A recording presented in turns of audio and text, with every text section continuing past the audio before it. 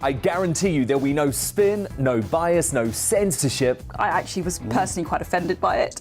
And no reason to go to bed. So I guess they've always been quite woke. That's Dan Wootton Tonight on TV, radio and online, Monday to Thursday from 9 p.m. till 11 p.m. on GB News, the People's Channel, Britain's news channel. My name's Tom Harwood and join me 9:30 a.m. every weekday for The Briefing, your one-stop shop for everything you need to know about what's going on in politics today. I wonder if this is a deal that might need to be like the biscuits in this factory, twice baked. Is there not an opportunity here to win out against the extremes? Tom Harwood, GB News. What are you going to do about it? Things should have been done differently, and they certainly are being done differently. Don't miss it. The Briefing with me, Tom Harwood, 9:30 Monday to Friday on GB News. Every morning from 6 o'clock, we'll wake you up with GB News Breakfast with all the stories you didn't know from the night before. So whether it's serious news, entertainment, or your own views from all over our great nation, we're here to kick off your day with a smile. The national media should be reflecting and reporting what's happening here. You will notice the northwestern accents. Whether you're with us on TV, radio, or online, every morning, it's breakfast from 6 a.m. Hope you can join us. We are GB News, right across the nation. You can get us on television, on radio, on digital. We're absolutely everywhere. Amazing! You see, amazing! You remind me of me in the European Parliament. But here's the most important bit. We are not part of the mainstream establishment. We think and speak just like you do. We are the People's Channel. Magnificent. That's really, really thoughtful. Come and join us on GB News, the People's News Channel. Join me, Nana Akue, Saturday and Sunday afternoons on GB News. Expect fiery debate and passionate discussion as me and my panel tackle some of the biggest topics hitting the headlines. It's a place for everyone's opinion. No one gets cancelled, but no one gets an easy ride. Oh, she's on it today! Be ready for conversations that are fierce, frank, and of course, fun. Every Saturday and Sunday afternoon from 4 p.m. on GB News, the People's Channel.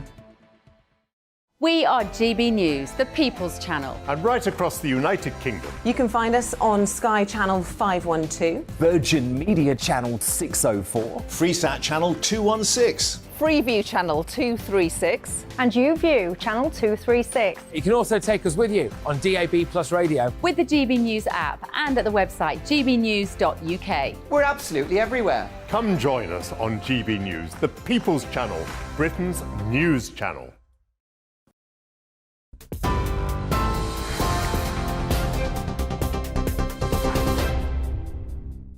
Hello, welcome back. I'm Bethany Elsey with your top stories from the GB newsroom. The Scottish Parliament has passed a bill allowing citizens to change their registered gender without medical supervision. The Gender Recognition Reform Scotland Bill is passed.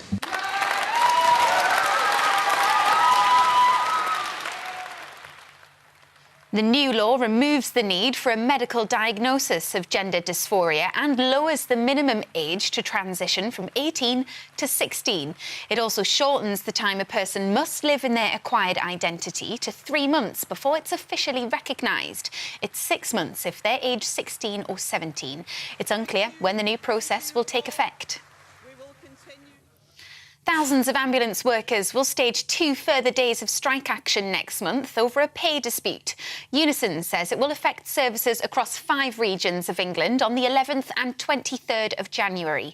Several union leaders say the action is a result of the government's refusal to discuss pay. But the Education Secretary, Gillian Keegan, says they must respect the independent pay review body. You cannot have an independent pay review process which takes the politics out of pay and then have politicians intervening in that process. Not only does it blow the process up and destroy the process, but it also means what happens in future years. You know, is this going to be politicians now doing it? It's really important. It's been done by governments of different colours. The independent pay review process has been used pretty successfully, and that's what we want to continue. 250,000 people set to travel by air tomorrow are being warned of delays as Border Force staff begin 8 days of strike action. Heathrow, Birmingham, Cardiff, Gatwick, Glasgow and Manchester airports will all be affected. It's expected to be the busiest Christmas for UK airports since 2019, as it's the first without COVID travel restrictions. Military personnel and volunteers from the civil service have been trained to step in. And a winter weather emergency is threatening more than 135 million Americans with sub-zero temperatures. Take a look at this dashcam video from Denver in Colorado. Those blizzard conditions with dangerously high winds are wreaking havoc during the holiday travel period. 45 states are under storm alerts, and President Joe Biden is warning Americans who want to leave to do so before it gets worse. And I don't know whether your bosses will let you, but if you all have travel plans, leave now. Not a joke. I'm sending my staff, if they had plans to leave on tomorrow, late tonight or tomorrow, I'm telling them to leave now. They can talk to me on the phone. It's not life and death, but it will be if they don't get out. You're up to date on TV, online and DAB+ radio. This is GB News. Now it's time for headliners.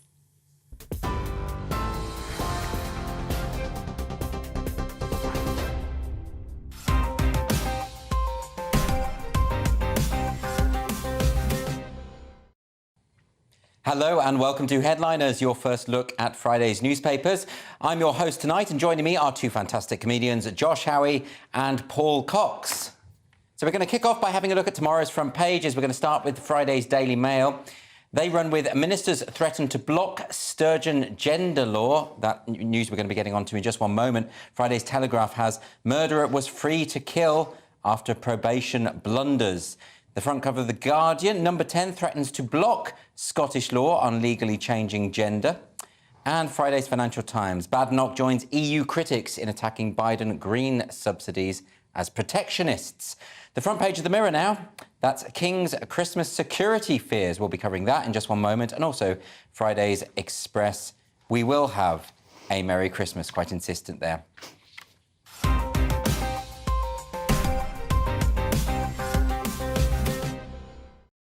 So let's kick off with a look at the front covers. We're going to start with the Daily Mail, Josh. What are they going with? Well, they've got a nice picture of, I'm guessing it's Simon Cowell. Possibly, it might be Simon Cowell. And it's saying the secret behind his startling new look. I'm going to hazard a guess it's plastic surgery. Yeah, Botox, that kind of thing. It's not, it could be. Not a great secret. He kind of reminds me of Silence of the Lambs, where, you know, Hannibal Lecter, like, cuts off the guard's face and then he's wearing it. That's how he's looking. It does look like he's wearing another man's face. Well, maybe that was the look he was going for. Yeah, well, why not? You shouldn't be so judgmental. Maybe that's you know what? his thing. It's worth every penny. It looks fantastic. But the main story has got me so angry that I don't know if I can do my Scottish accent. I'm going to try. Ministers threaten to block Sturgeon's gender law. I wish you were slightly more angry so that you didn't attempt it.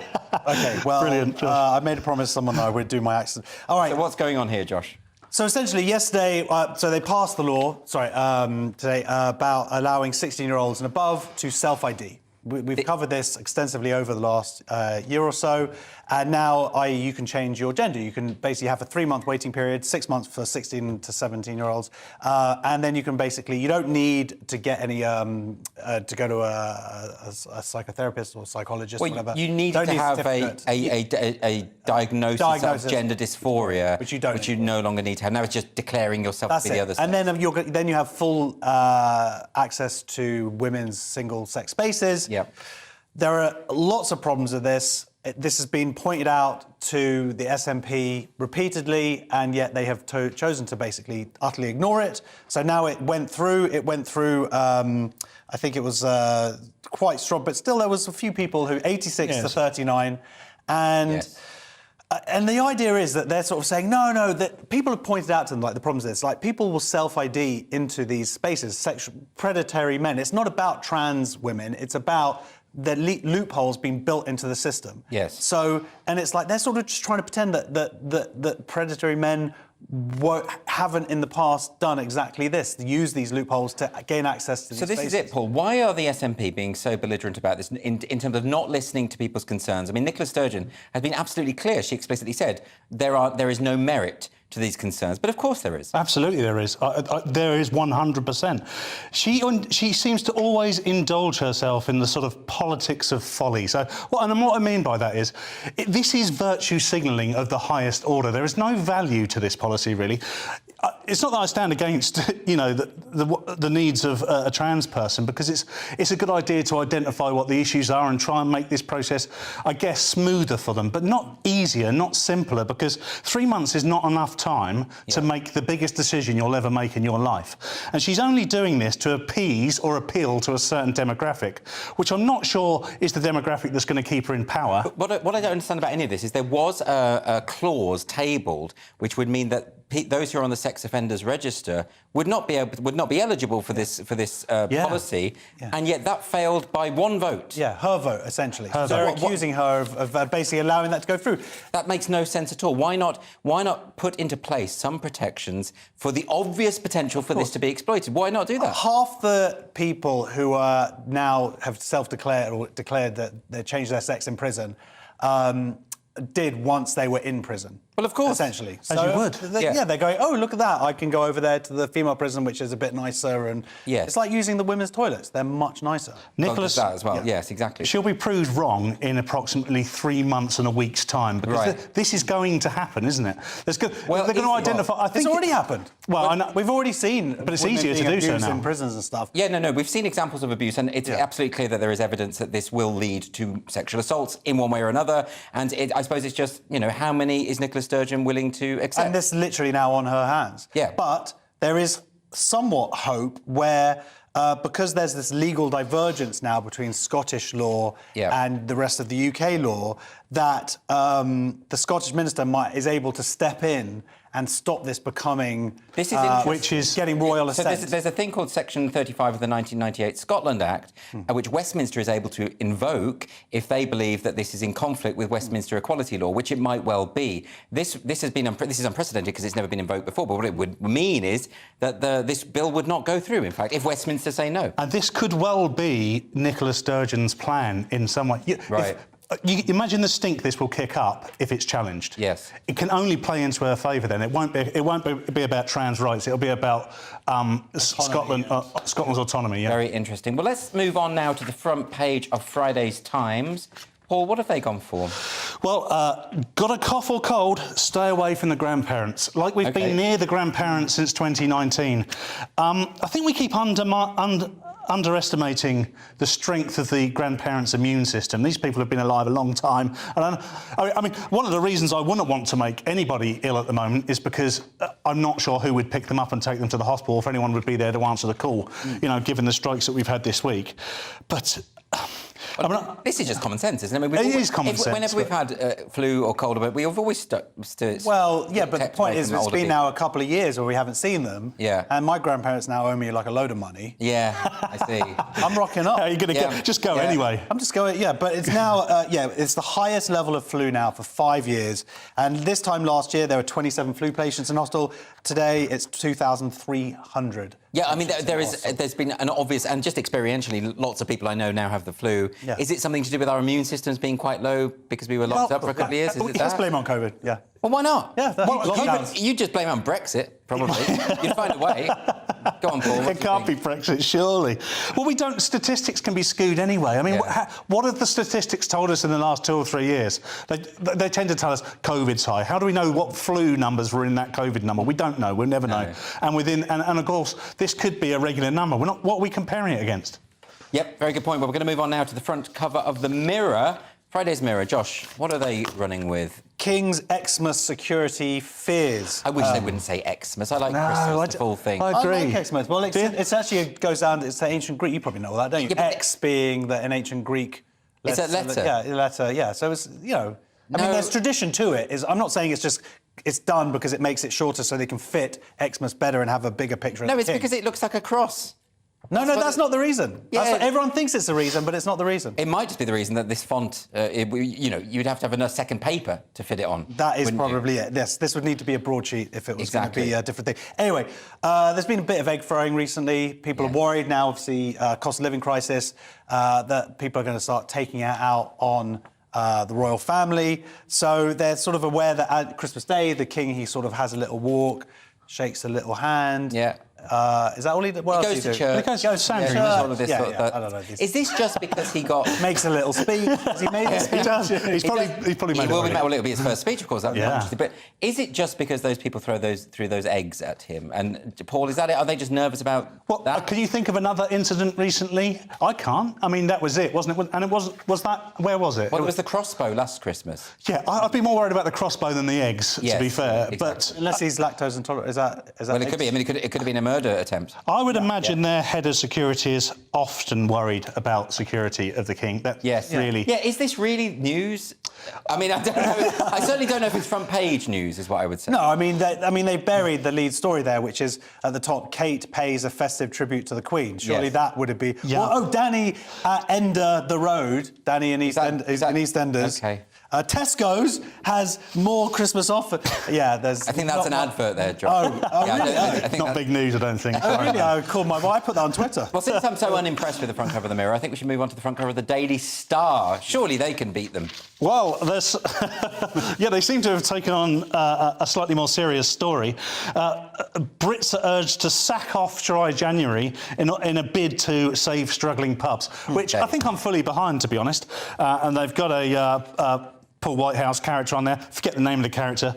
Often very drunk. But are they implicitly suggesting that we should all get drunk in January? Well, this is the start. Drunk January, isn't that what they call it? They're calling it Drunk January. Isn't that what it's called? I always call it Drunk January. Well, maybe you do just to traditional justify... in your household. Also, Drunk February. Yeah, Everyone knows Drunk March. Are you not familiar with all these? I mean, look, it is probably a good idea to support your local pub, but you could do it in a dry way. You could buy pork scratchings and, you know... Have a meal. Often the pubs Not that pub in Belfast where you get kicked out if you don't get a gig. Yes, Yeah. there was that pub there. Well, he's trying to save money, isn't he? But that seems a bit extreme to me. Because actually, the Coca-Cola, they make the biggest markup, don't they? They make mental fortune. Mental, of course. So, yeah, I don't think it's a good idea to advise people to drink more. I think Dry January is a great idea. I mean, just having a month off just to reset and detoxify, I think that's a good thing. Yeah, but then it's like... I don't know. I like the idea of going out, but I'm going to make some friends first and then I'll do it. You handle the friend thing. Get some friends. And then get the drinks to socialise with Also, there's an interesting story here. Winter giveaway, £10,000 worth of prizes. You're really picking up on the adverts on the front cover. That's an advert! Yeah, I'm afraid so again, Josh. You are an advertiser's dream, Josh. You really are. Anyway, we're going to move on now. This is The Sun. What have The Sun gone with today? Something ridiculous again. Sorry, Josh. No. It's just we put the... Normally, we always put the star at the end. They always have a silly, fun story. Yeah. But The Sun is just outdoing itself for just being the most rubbish newspaper, and I use that term loosely. Yesterday they ran with The Line of Duty. Yeah, Line of Duty coming back. This is like... What's this one about? This is strictly geo-dating Hamza girls. So What's that even mean? I don't know. It means someone's dating someone on a reality. Two of the professional But the diets. idea that with everything going on in the country, in the planet, that this is the most important story. It's not a newspaper. I'd want to know got to step up its game at this point. I just want to know what Jeremy Clarkson has to say about it. Well, maybe we'll find out. Anyway, that is it for part one. After the break, we've got FIFA getting salty, gender reform riots, and a story about women's legs that is nowhere near as sexy as it sounds. See you in a minute.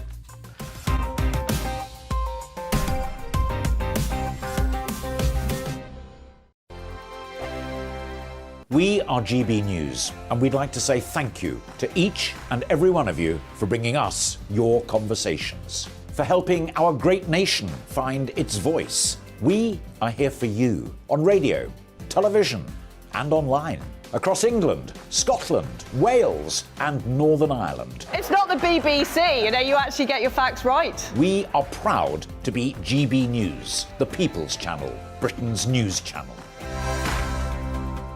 Monday to Thursday, 9 p.m. till 11 p.m. Join me, Dan Wootton. I'll bring you the sharpest takes and hottest debates. Do you not believe in prison? I don't believe in prison. I'm completely stunned. I guarantee you there'll be no spin, no bias, no censorship. I actually was personally quite offended by it.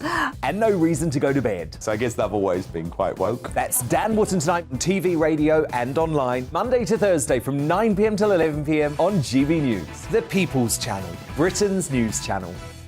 Hello there, it's Eamon Holmes here from Breakfast on GB News. We're not just on your television and your screens, you know. We're on DAB plus digital radio, so you can listen to your favourite shows on the move. If you've not yet listened to GB News Radio, it's very simple. We're on your radio player and TuneIn apps, on your smart speaker, phone or tablet, or online at gbnews.uk. Take us with you wherever you go. GB News Radio. You never have to miss a moment of the People's Channel. Join me every Sunday at 6 p.m. for Gloria Meets. In exclusive interviews, I'll be finding out who our politicians really are and what they really think. It's something that you would never want anyone to suffer. I didn't know what channels there were. I didn't think I'd be believed. I must have weighed about 7 stone and I'm 5'8". My instincts was to sort of cover this up. I mean, clearly that was a mistake. Join me every Sunday at 6 p.m. on GB News, the People's Channel, Britain's news channel.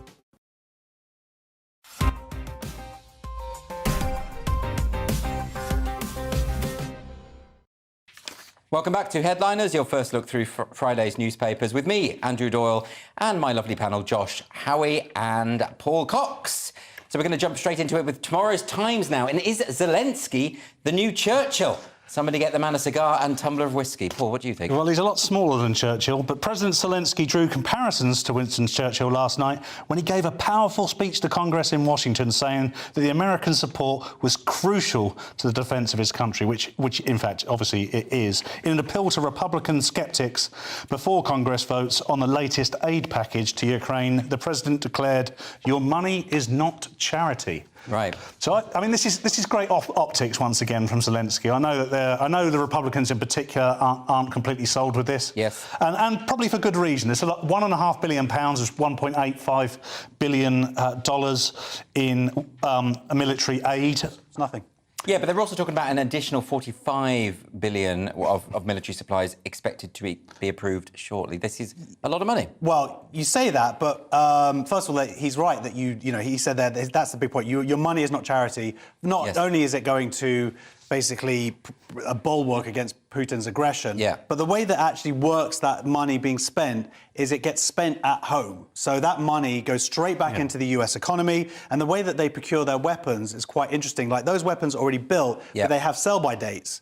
So actually, it goes to the weapons manufacturers, and their orders for like 5 years' time are already in. So they really basically just have to offload the weapons that they already have. So it's paying them for. So they want it keeps the system churning around. And is there there's a moral imperative here as well? Of course, that when this invasion, this has been 300 days since the invasion. But the thing is, Russia does seem like it's in it for the long haul. I mean, they're already committing more military. They're recruiting new soldiers. Yeah, but it's whether Putin's not going to just. It's whether it's a bluff or not. Like he said, they've got this new weapon they've been building, this new missile that they've been developing for a long time. Whether that's going to be enough, but the timing is the interesting thing, because as you say, the Republicans are about to take control of the House. So I think this is very much getting in there a couple of days before and getting their support. I think that's what he... I don't think they should play too much politics with this. I think it's a good idea. I think if the US don't, I'm not sure who else will. We can and we do, but not to the extent that the US can. Of course. From Russia's perspective, though, this does look like the US are waging an indirect war on Russia, which, of course they are. He also got to go to Disneyland.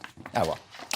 There we go. That's not true. That is not. No. Tomorrow's Guardian now, and Pink Floyd said it best. Hey, teacher, leave those kids alone. Paul, what on earth is going on in Wales?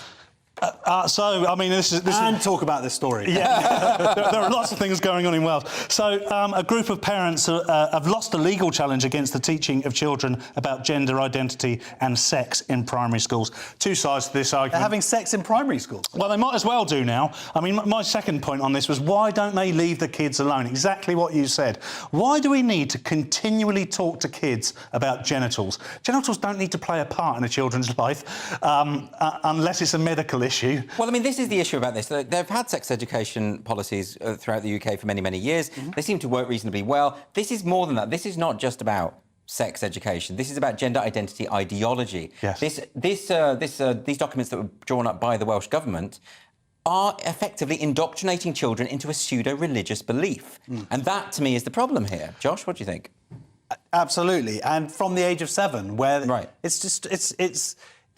teaching them this whole like gingerbread man or woman thing or whatever, ideas that sex isn't binary, that their identity is the importance. So it's anti-science. Yes, exactly. And look, of course you want to teach children really as young as possible tolerance. Yeah. But like you say, this isn't about that. This is like the belief that if anybody says they are something, that's it. Well, so it undermines the educational principle, doesn't it? If you're telling kids things that are scientifically illiterate as though they are fact, then you're not a very good school. And then if you're telling them that they have a sexed soul inside them that might be different to their body, well, that is just religious. So, why are we codifying this sort of stuff? These are debates for mature young adults as a minimum for me. Right.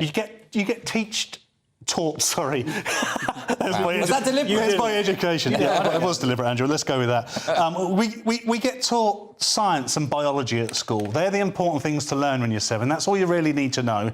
And then after that, you can have a debate and discussion about anything you like. Yeah. But why worry them with this stuff? I mean, we should say that they ruled that it doesn't promote any particular identity or sexual lifestyle over another. That's what the Lady Justice here has said, that it doesn't do that. No, but it's not about promotion. It's about if you're teaching children that they each have a gendered soul as a fact, then you may as well implement, Christianity as something that is compulsory. Yeah. And again, this is a judge, a well-meaning, I imagine, judge who just doesn't know the issues well enough. Yeah. Who's just putting it through. They are going to appeal it, but it's always like they always have to look at the best side of it, or they always seem to assume, just like with Scotland, it's like, no, that's never going to happen. Oh, no, it's never going to happen that way. Don't worry. Well, yeah, I do worry, because I think you're exactly pushing the stuff through. What you've said there, Josh, is right. I think a lot of people just don't understand the issues. They just don't, and that's the problem. Anyway, we're going to stick with The Guardian now. What's this about women's football injuries? Josh, you're an expert on that. I am indeed. Spotty winner. OK? Sorry? It's not me. This is Beth Mead. She's a Spotty winner. Sports Personality of the Year, Josh. And she's spotty.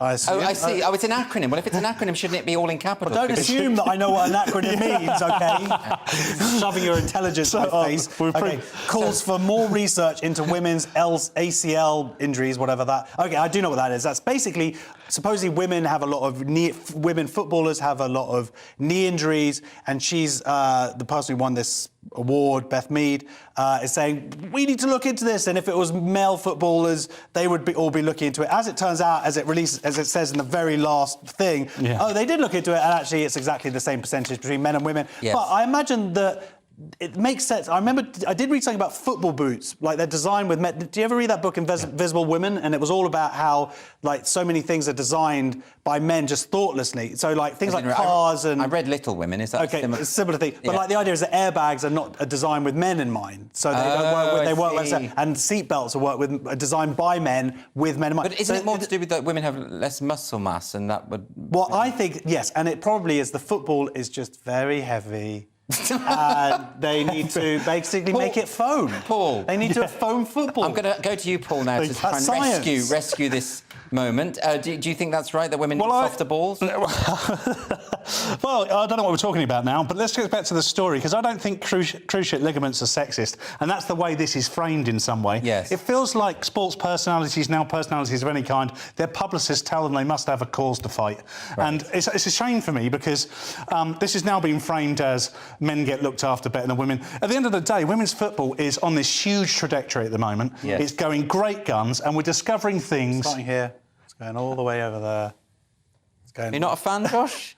I'm not a fan of football anyway, so women's football is like... Okay. But it is going more great people guns. being overpaid. Well, at least they're underpaid, so that's... Yes, maybe I should start a watching. good thing. Yeah, it's good. OK, right. Go on, Paul. No, my point was only going to be that I don't think this is any... we're discovering these things as we go along. Yes. Yeah. Well, my issue with Sports Personality of the Year, I mean, they don't generally have one, do they? Yeah. No personality. Did anyone watch it? Let's move on now to the final section of this section. This is tomorrow's Mirror. Further human rights abuses in Qatar. Someone invited a celebrity chef. Yeah, celebrity sports personalities. Salt Bay, which... Salt Bay, what does that mean? We're all familiar. Yeah, Bay is a term of endearment. Oh, it's a person? Yeah, he's the man with the salt that goes like that. Have you ever seen the meme where there's a guy... You never seen the guy? The man with the salt. Gandhi did the salt thing. He's like Gandhi. In a way, he is like Gandhi. I don't want to ruin your intellectual brain with this at all, Andrew. I want you to stay ignorant to this. I want to know what this is about. He's essentially an Instagram or a TikTok influencer called Salt Bay, quite famously known for selling steak to stupid people for 200 quid or whatever. Yeah. And the story is celebrity chef Salt Bae caused controversy after entering the field of play as Argentina players celebrated their World Cup final victory. Okay. So he was invited on, and this is just... I don't know if he was invited. He just bolstered his way in and just started grabbing it. It's really cringeworthy. So you're not meant to touch the World Cup unless you've been blessed or something? Well, yeah. he acted as if the Pope is allowed to do it. Yes. Who else is allowed to do it? Messi and Ronaldo, I think. Messi, Ronaldo, the Pope, Gandhi. There's a very short list, and this person with his silly stakes is not on that list. And what happened now that he's touched the cup? Does the cup no longer count as a World Cup because it's been defiled? It needs to be repraised. Like there's someone else. It needs to be dipped in holy water, sweat, or something. But the thing about this story is, it's just... It encapsulates our time, OK? Yes. So this was a guy who looked like... I mean, he's famous on TikTok, on Instagram. He's an influencer, whatever on earth that means. Essentially, he looked like he won a competition to hold the World Cup and acted like he'd won the World Cup. Yes. And everyone's looking at this saying, what are you doing there? It totally undermines the occasion. All right, well, look, that's it for part 2. After the break, we've got drugs, robots, and somebody's going to wet themselves. Not Josh. We'll see you in a minute. It will be me.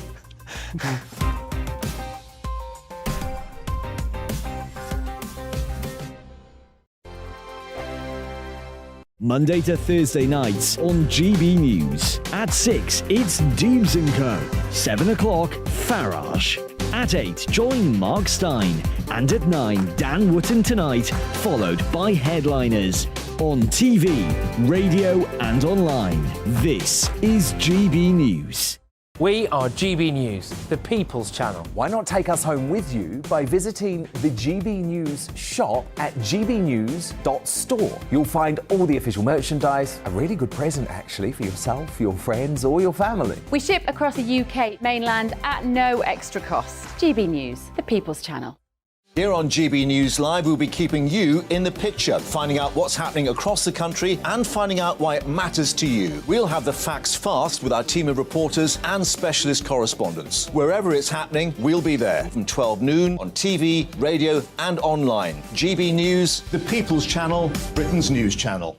Monday to Thursday on GB News, it's Bev Turner Today from 10 a.m. We're going to be here for you, our GB News family, to keep you up to date, but also make you smile. As a guy who went from puberty to adultery. And I can't wait to bring a few of my own opinions. I have no time for cultural totalitarianism. We'll engage in passionate, but always polite debate, with your thoughts and opinions at the centre of it all. Only on GB News, the People's Channel, Britain's news channel. Hi there, it's Stephen and Anne. At breakfast from 6 a.m, you'll always be caught up with everything you need to know, the latest headlines, opinions and debates. We'll bring you the good news and the bad, but most of all, we're here for you. Remember, send in your views and let us know what you would like us to talk about. That's because we're your news channel. And every morning at 6 a.m, it's breakfast on GB News.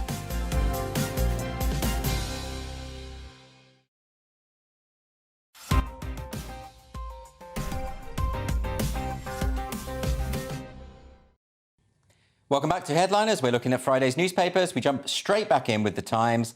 And there's a terrible plague spreading misery across America. And it's not James Corden this time. What is it, Josh? No, it's called fentanyl. It's inside the fentanyl factories, churning out death and misery across America. This is obviously a happy story. No, there's one pill can kill. This is what their new slogan that they're trying to spread, because it's 50 times more powerful than heroin. It's fueling this overdose crisis. I believe there's been this opioid crisis in America for a while now. This isn't like a new thing. Yeah. But as it says here, fentanyl is an indiscriminate killer. The victims are old, young, rich, poor, living in cities, small towns. But I'm sure that there's one connection. What's that? That they've taken it. Yes. Yes. That's the one. It's like trying to be like it's just randomly killing people. No, it's drug takers. People, yeah. Although what they're saying is that some people don't know what they're taking, or they think they're taking another type of pill. They must know. And if it's this fatal... I mean, it says here that a dose equal to 10 to 15 grains of table salt can kill you. Yeah, so this is not a sensible thing to do, Paul, is it? No, I mean, essentially, this is a pain. Drug takers being sensible? Yeah, they're not known for their being risk-adverse. You're absolutely right, Josh. But I assume it's given in good faith, because these are very, very strong painkillers, stronger than morphine, 50 times stronger than heroin, which begs the question, why don't we just give them heroin? I don't know. But at least you know heroin's dangerous, don't you? If your doctor gives you heroin, at least you go, that sounds dangerous. But compared to this, heroin should be sold at health food shops. Well, exactly, yeah. That's how it seems ridiculous, doesn't it? I really studied this story because what I wanted to know was the why. Right. Why do they give it? Now, often given after traumas, big accidents, very invasive surgery, that sort of thing, and helps patients recover, but should be used very short term, a week or two. But what happens is they're obviously mismanaged, and they become addicted. Right. So you can become addicted to a lot of painkillers. Codeine you can become addicted to, but this stuff's special, you know, it's Premier League. So what's the solution here? I think they probably ought to phase it out. Do they need it? Are there other ways around it? The problem is that getting people on, but, you know, if it costs 13 cents to make, they sell for $15. If it's that powerful, then it is going to overtake these other drugs. It's easier to store stuff like that. But it is dangerous. The pills are dodgy. I was addicted to, like, these hair pills I used to get from India. Yeah. And you get it, you know, and and I had to cut them out. Well, is this true? I can't tell you. I was right. I did that because of obvious things. I didn't want to be insensitive. I did take hair pills. Okay, yeah, but... And I did import them from India because they were cheaper than the Boots brand. And are they addictive, But Josh? you weren't addicted to... Well, I was addicted to hair and having intimate relations with women. Yes, but you're married now, Josh. Well, anyway, I mean, that's what I'm talking about. But the thing about this is, like, there really is nothing you can do when you've got, like, this war on drugs is going absolutely nowhere. And when you've got something like this, it just feels like it's impossible to... It plays into conspiracy theories about big pharma. But this is capitalism, isn't it? At the end of the day, you've already nailed it, right? It works, it's cheap. The more you sell, the more you make. The more people are addicted, the more money you make, so on and so forth. Okay, and it's Mexican cartels. And I just think maybe watch Breaking Bad again. That'll solve it. Well, just give them some ideas. Meth. That's what we need. It's no good, is it, just telling people, look how dangerous this stuff is, raising awareness of it, because the drug addicts don't care, do they? They are reckless by nature. They watch Breaking Bad, they could also be entertained as well. OK, so yes, they should do that anyway, because it's a very good series. Very good series. It is very good. Anyway, we're going to move on now to what's this about the new normal in China. What's this going for? This month, the People's Liberation Army, sounds terrifying always when I read that, the Chinese Communist Party's military wing has broadened its aerial incursions into Taiwan's air defence identification zone. That was quite the mouthful. This stems from Nancy Pelosi's visit to Taiwan in August, where she stepped over a load of boundaries, a load of red lines as far as China were concerned. I guess it would be tantamount to China visiting the Isle of Wight and trying to claim Black Gang China or something. Yes. But the first thing that comes to mind here is, have we not got enough to worry about? Because this could really escalate. It doesn't get mentioned that often, but this is Ukraine too. It's exactly the same thing. It's going to escalate anyway, isn't it? Because the Chinese government has said that they want Taiwan back in their hands by 2025. So this is not something that's going to go away anyway. And Xi Jinping is developing an increasingly militaristic nation anyway. So, this isn't something that we can just hope goes away. I have to disagree slightly with Paul's analysis here, because it is part of a large movement that's been building now for at least about 15 years. They have been investing in their military, and it isn't just Taiwan, it's across Tibet. You've got Tibet, India, Japan, they're going to the Japanese Strait. So this is part of just increasing confidence. And also military ties with Russia. Yes, and military ties with Russia, exactly. And this is why Ukraine is so important, because by standing up there and showing, they're looking, China very much looking how America's reacting to what's going on in Ukraine. So if America pulls back, that for them is like a green flag to sort of go off into Taiwan. I mean, this is very bad news. But also, Josh, is it not the case that the recent protests in China, the fact that Xi Jinping has seen that actually there is a potential for people power to rise up, and perhaps even the strongest regimes aren't permanent, maybe this is why as well. Well, they're saying it's also partly related to this COVID thing, because at their moment of weakness, they want to project strength to people. So this is another reason why they might be pushing this forward. It's a strategic part of the US's technology supply chain as well, Taiwan, isn't it? It's an economy thing. And you're right. I mean, I don't want to undermine the nuance and seriousness of the situation there. And there's no choice, is there? Like you say, this is going to happen one way or the other. Yeah. It just feels at the moment there's a lot on the plate. There's a lot going on, isn't there? We could do with a bit of a break. But anyway, tomorrow's Guardian next, and a world leader has wet himself on live television, and unbelievably, it wasn't Joe Biden. You know what? When I read the story, I knew you were going to make a Biden joke. Oh, really? Just for Josh. Yeah. And we've all been there. I'm doing it now. Yeah, exactly. It's like, don't judge me. I need a wee. Okay. He is. Yep. So President Salva Kiir, they're saying he's unfit to lead the long-suffering nation. Possibly he might be unfit because of all the people tortured, murdered, political prisoners under his regime. Yeah, exactly. He's only 71 years old. That's no excuse for weeing yourself on TV. Well, that suggests some kind of medical issue, actually. Okay. Some urinary infection or something like that. It could well be. I'm not a doctor, I've no idea.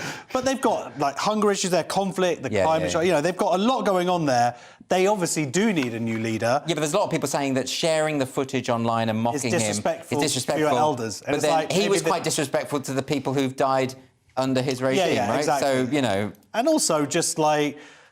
I mean, don't watch this show when Biden messes up one of his sort of auto-cue gaffes. Right, exactly. That's what we do. Well, I mean, this is the thing. If you're a world leader, if you're going to take that kind of responsibility, you're going to be exposed to the press, and if you do something embarrassing, it's going to get out. That's part of the deal, isn't it, Paul? It is, indeed. And actually, there's a more sinister side to this, because there were rumours that emanated after this that they tried to get the footage back. There was a rumour that the cameraman had committed suicide. Really? None of these things were true, by the way. If you're listening on radio, by the way, I should point out that Paul did the bunny fingers. Yes, which is around the word. Because he likes bunnies. In an Epstein way. Suicide in an Epstein way is the point I was trying to make. But you're right. I mean, the bigger issue here is the way that he has behaved, the way that he has led his country since, I think, about 2011.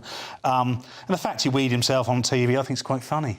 Well, I mean, OK, we can always reduce it to that. Yes, it is quite funny. Have I got time to do my Sudanese accent? I'm really pleased you do not have We definitely don't. Really? I've been practising. Absolutely not, Josh. The Scottish one is nightmarish enough. Anyway, we're going to move on now to the Times, and there is a sneaky, subtle demon infiltrating a historic institution. Meghan Markle? Yes, not on this occasion. No. Not on this occasion. The Pope blessed his audience during the Christmas message at the Vatican today. In a hard-hitting Christmas speech to Vatican officials, the Pope has warned them to watch out for the devil that lurks among us, calling it an elegant demon that appears with a bunch of flowers. But of course he's being metaphorical here, and actually what he's warning about is I utterly disagree with you. I'm sorry to stop you there. He has been not being metaphorical. He's been absolutely fixed. It's a memory that he has. Obviously, this is what sent him to the priesthood.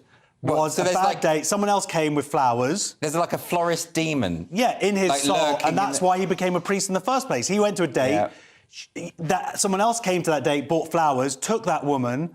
Maybe I'm reading too much. I think you are possibly Josh. reading what too I would much. say is I think this is very elegantly expressed, and I think the Pope is making a very valid point about the human propensity for evil. He does go on further to say, because it's I still think it's my thing, but... it could well be. But he's sort of saying, don't... Because you've got to think who his audience are on this particular occasion. He knows. It's Vatican officials. For goodness sake, Josh, absolutely not the case. And he's basically saying to Catholic. Don't... Andrew Doyle. Yeah, well... yes, I've got skin in this game, but... Skin in this game? Children's skin. Josh, you are out of control. Go back to weeing yourself. It's nearly Christmas, I guess. So undignified. Sorry. But he's basically saying, don't be holier than thou, just because you work with me. That's the point. He's talking to the top priests at the Vatican, the highest echelons, and he's saying, look, don't get cocky. You know, you guys think you're great, you've got the robes and you've got the incense, but you're still human and you're still fallible. But the Pope, by the way, is not fallible. The Pope is infallible, right? I would hope so. He's saying that he says he isn't. He says he's using we, not like the we were talking about. We, the royal we. Yeah, he he's says saying we weak as need. well. Not the South Sudan That's we. the only part I disagree with him on because of papal infallibility. He cannot make a mistake. Okay, that's Catholic doctrine. Which we know is nonsense. Completely true, and must not be questioned on this channel. Next up, tomorrow's Mirror, and we'll be given a contrived speech by a robot. Yes, Channel 4 alternative Christmas speech will be given by a robot after Christmas Charles.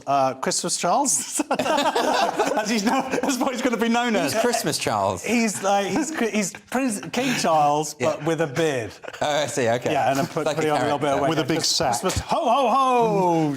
My country. So explain what's happening, because Channel 4 always had this thing where they would do an alternative Queen's speech, and they had people like Quentin Crisp did it one year, and there was a woman in a full face veil. Back in the day when Channel 4 was actually good, they would do quite interesting stuff. Yes. This year, it is actually quite interesting. They've basically this AI. We've talked about this a few times. Yeah. And actually, the other day, there was an MP gave a speech that was written by this AI as well. Yes. Now, you think that this saves the money from speechwriter stuff. The good news is for comics is it says here in a message, and it's meant to be light-hearted humour, and then it says the example, she'll always find something to laugh at. It's like, no, they can't write jokes yet. So that's this is an AI robot who is going to write its own speech. Has already written it. Not pre-scripted. Yeah. Is this going out live? Well, it doesn't say, actually, because it's a really the interesting robot could point. suddenly turn and say, you know, I will take over the world and destroy you. That would make it a good speech. Which is what I think AI is all about. That's my view. I've said this before. I think it's far more asinine than that, unfortunately. Really? It seems to be like, oh, be really good to people and buy flowers and walk around and don't, you know... I'm not convinced AI has to be the future it's made out to be. I mean, Ian Katz here, who, by the way, is the content officer for Channel 4, he says, as we look into the future in which artificial intelligence is set to have an increasingly prominent role in our lives. And I think, is it? Does it have to be? Well, are we in control? Yeah, it is. No, it's not. It will, and it will be the end of us. Yes. It will be how Armageddon starts. Well, yeah. I have absolutely no doubt about it, and I think get him off the screens, or her. What is it? I'm not watching it. It doesn't have gender. It's Scottish. Okay. Scottish AI. Scottish robot. Yeah. OK, well, that's the end, anyway, of part 3. Join us after the break for silly walks, silly lawsuits, and even sillier comedians. Catch you in a couple of minutes.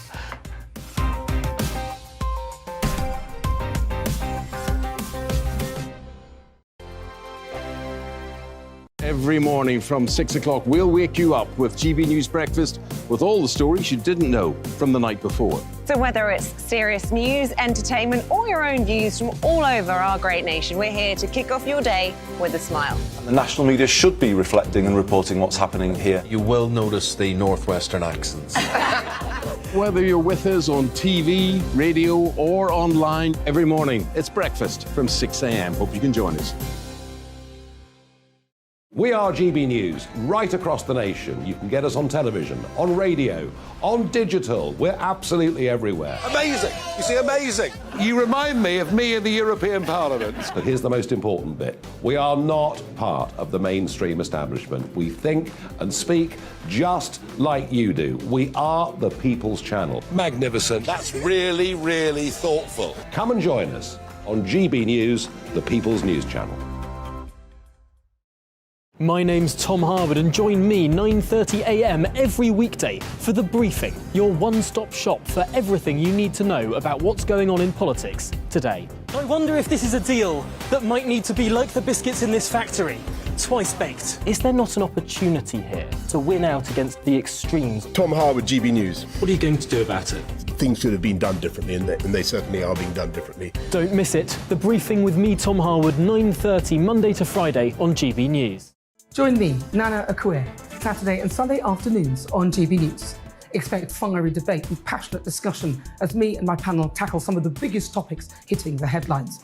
It's a place for everyone's opinion. No one gets cancelled, but no one gets an easy ride. Oh, she's on it today! Be ready for conversations that are fierce, frank, and of course, fun. Every Saturday and Sunday afternoon from 4 p.m.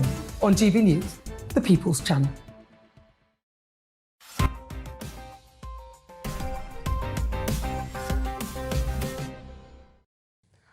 Welcome back to Headliners. So our next story is in Friday's Telegraph, and it turns out John Cleese was ahead of the curve in another unexpected way. Well, indeed, Monty Python's silly walks could be a key to reaching your exercise goals. Swapping normal steps for John Cleese's silly strides for 12 minutes could burn an extra 100 calories a day, a study for. Another study, Andrew. This is a really silly article. It's ridiculous, actually. What? I would say that I would rather be my portly self than the village idiot. Because if you started 100 calories is not worth taking the risk for, is it? Why would you even study this? I mean, obviously you're going to burn more calories if you're walking in a stride. They're just massive fans of the sketch. It's a classic sketch. It is a classic sketch, but I mean, it just seems a strange thing to... But also, it seems really obvious because it seemed very physical. Yeah. The idea they're saying, walk around for 15 minutes like that, 12 minutes.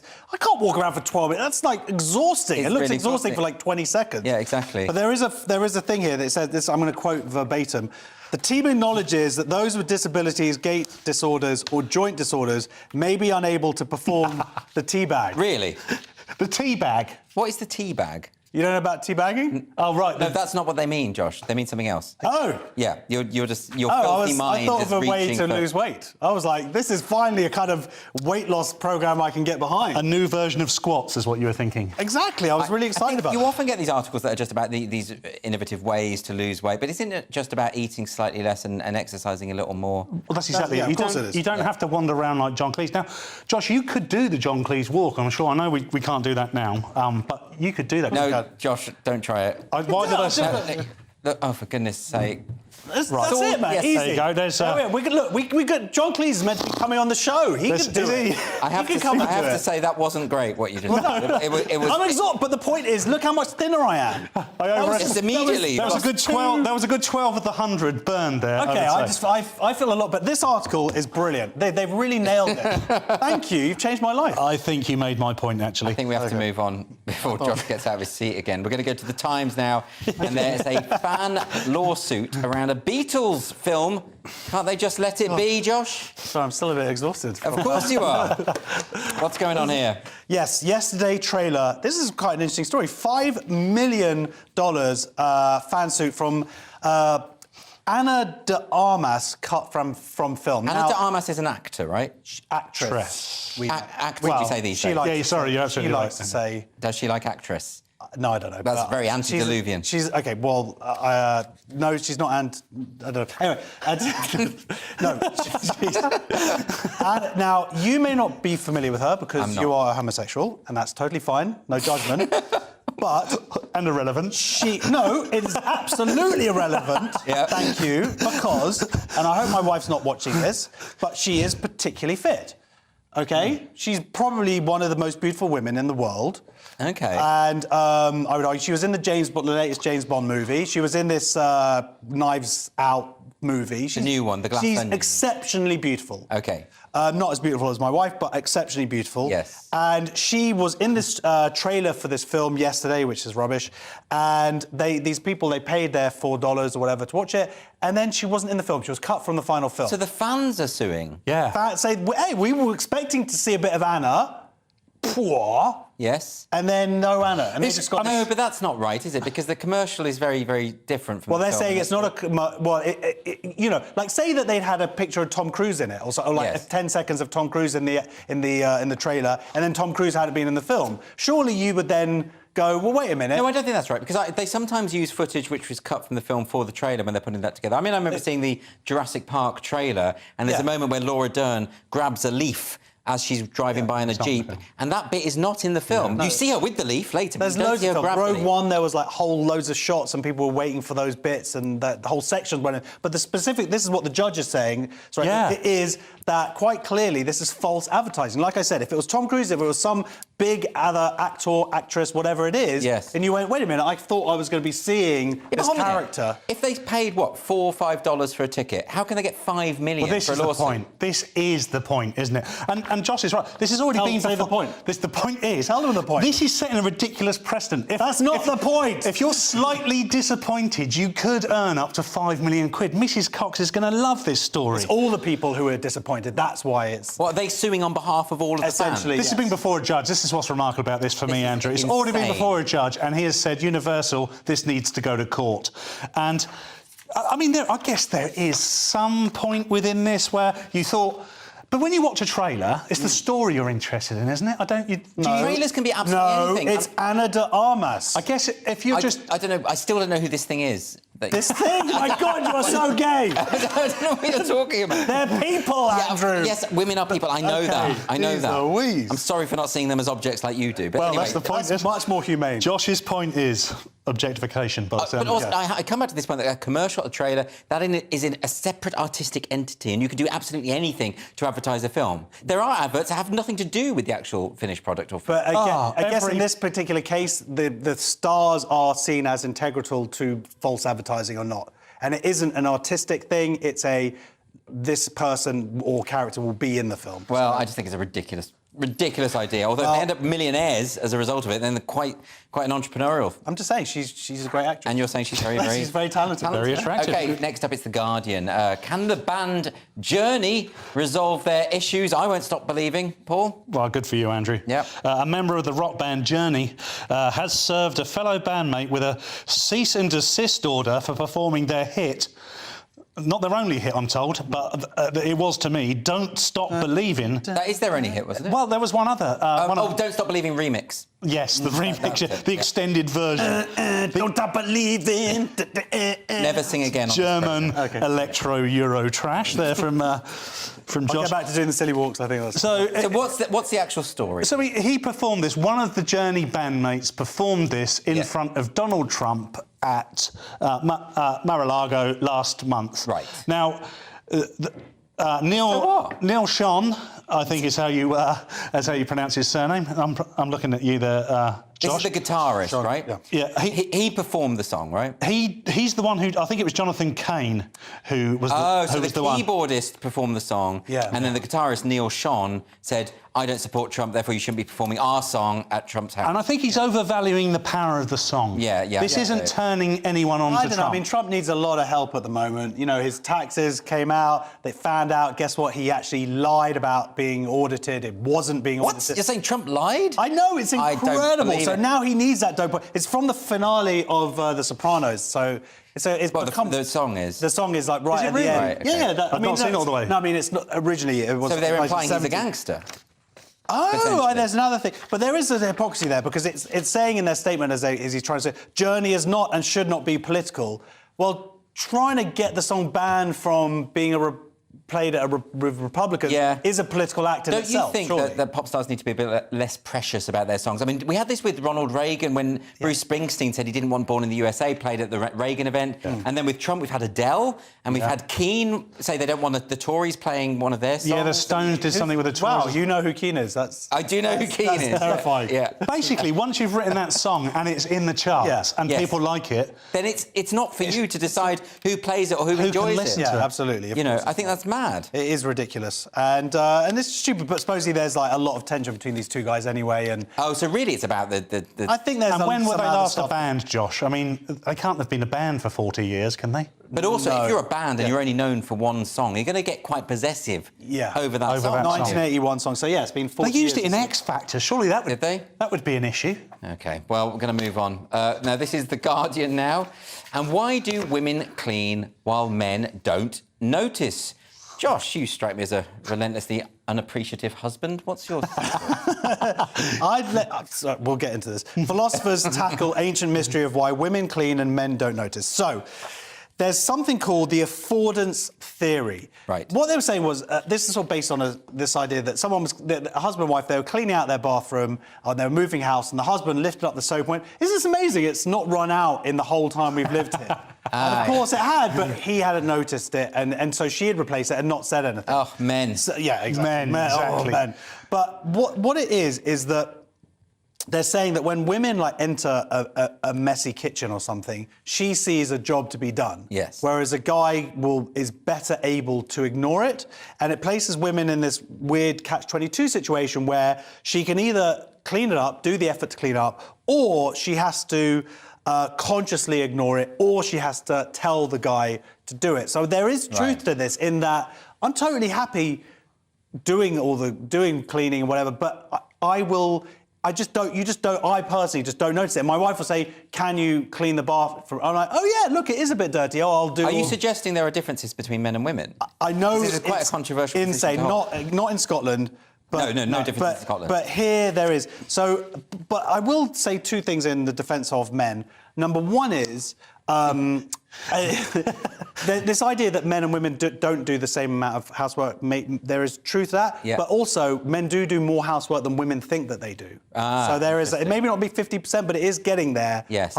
I think that I personally do a lot. But the other thing is, Like, there's cleaning and there's tidying. So I've talked about this before. My wife's a tidier. Like, she might walk past walk past pillows on the sofa or whatever and, like, tidy them or whatever. That takes 2 seconds. Yes. For me, I'm the one who pulls out gets the Hoover, gets in the bits, gets underneath, pulls out the Hoover. Are you sure you're not mistaking this for a marriage guidance seminar? Because it sounds like you have some issues to resolve. I'm just saying, when I notice, I'm saying maybe women notice this stuff quicker, but when I, the representative of all men ever, we do it. We get in there. All right, Josh, and we clean. Listen, we've got 1 minute, so we can just squeeze in this story. Daily Mail. Paul, feeling a bit grinchy? Yeah, I'm just glad I didn't get involved in that previous story whatsoever. What to do if your festive season isn't the most wonderful time of the year, Andrew? And this psychologist comes up with 9 handy tips. The first of which was do something special for yourself. Ooh, Really? Yeah, it says here, watch GB News. Yeah, watch GB News. That's what you should be doing. Both Josh and I are here Christmas Day, so we're doing something special for ourselves. Well, exactly. But that seems weird anyway, because Christmas is about for other people, isn't it? It's not about fulfilling your own selfish desires. Final point, Josh, if you've got one. Yeah, spend time with people who uplift you. Watch GB News. Every single one here. Prepare your goals for next year. Watch GB News. There we go. On Christmas Day. And it's actually true. Josh will be here on Christmas Day. And Paul. Yeah, I will. Yeah, I will. Fantastic work. Anyway, that's it for tonight. Thank you to my guests, Josh and Paul. Tomorrow night, the big dog, Nick Dixon, is hosting, joined by Jonathan Cogan. We'll see you there. Farewell.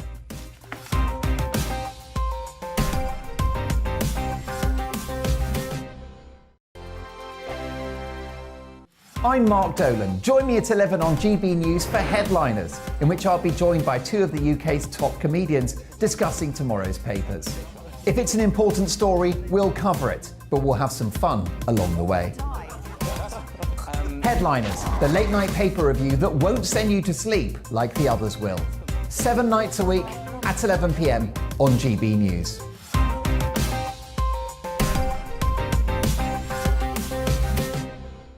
Hello, I'm Michelle Dewberry, and you can join me every weekday 6 till 7 on Jubes and Kerr. Me and my panel will get stuck right into the day's events, and I can tell you, in fact, I can warn you, expect some robust debate, some strong opinions and perspectives from both sides of the fence. It's about you at home as well. I love to read out all of your comments, or at least as many as I can. So join me, Michelle Dewberry, Monday to Friday, 6 till 7 on Jubes and Kerr.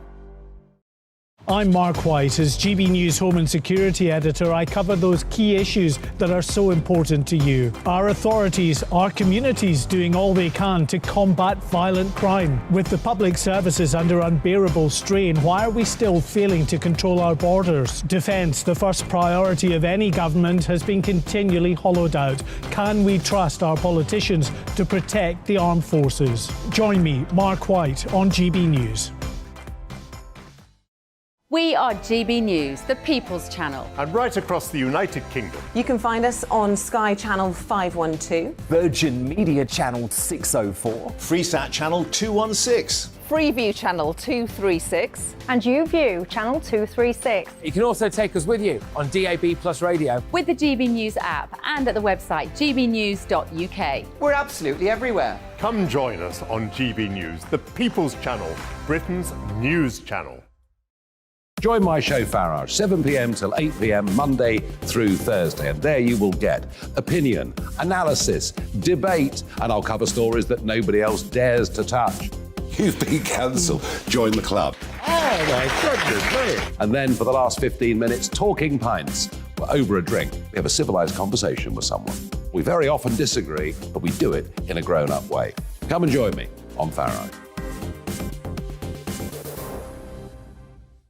Monday to Thursday on GB News, it's Bev Turner Today from 10 a.m. There's never been a more interesting but also critical time in British politics, and I can't wait to bring you the biggest stories of the day with the best factual accuracy and also a few of my own opinions thrown in. We'll engage in passionate but always polite debate with your thoughts and opinions at the centre of it all. Monday to Thursday, 10 till 12 on TV, on radio and online.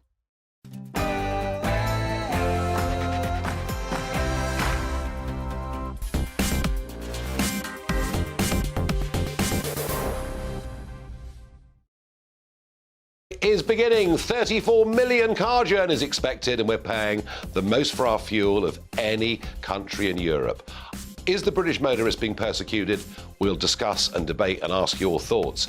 Is Britain broken? I've been saying it is. Times columnists think I'm completely wrong. We've got some exclusive polling for you on this show.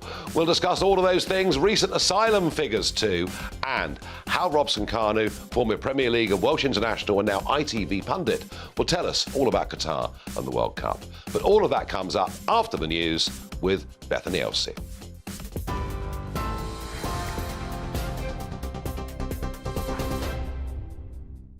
Nigel, thank you very much. Your top stories from the GB newsroom. Ambulance workers from the union Unison have announced they will stage 2 further days of strike action in a dispute over pay. Thousands of staff from 5 ambulance services in England will walk out on the 11th and 23rd of January. It will affect London, Yorkshire, the North West, North East and South West. Union leaders say the Health Secretary's refusal to discuss pay for ambulance workers and nurses has raised the prospect of even further strikes next month. But the Education Secretary, Gillian Keegan, says they must respect the independent pay review body. You cannot have an independent pay review process which takes the politics out of pay and then have politicians intervening in that process. Not only does it blow the process up and destroy the process, but it also means what happens in future years. You know, is this going to be politicians now doing that? It's really important. It's been done by governments of different colours. The independent pay review process has been used pretty successfully, and that's what we want to continue. Rail fares in England will rise by 5.9% in March. The government set the cap at a level well below inflation, with the Transport Secretary saying the intervention will help reduce the impact on passengers. It comes as rail workers get ready for more strike action, with RMT members in Scotland walking out on Christmas Eve until Tuesday morning. Air travel is also set to be affected, with around 250,000 passengers being warned of delays as Border Force staff strike from tomorrow. I'm afraid if you're on the rails, possibly even in the skies, then you could face serious problems. I've never seen the trains in such disarray.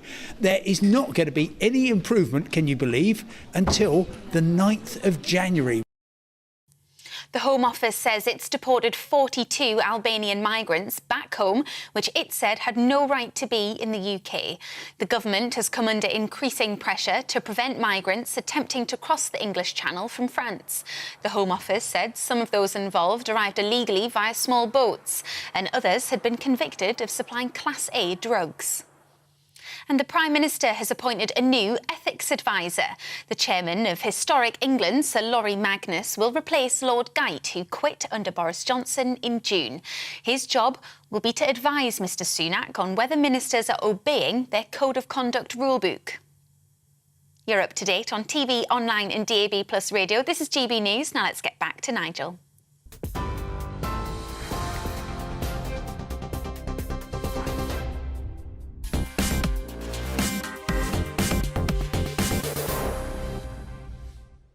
Good evening. The Christmas getaway is beginning. The RAC estimate that 34 million car journeys will be made over the course of the next 2 days. It's a truly staggering number on roads, well, I'm sure you all know it, that are pretty busy already. So it could be pretty hellish in parts of the country.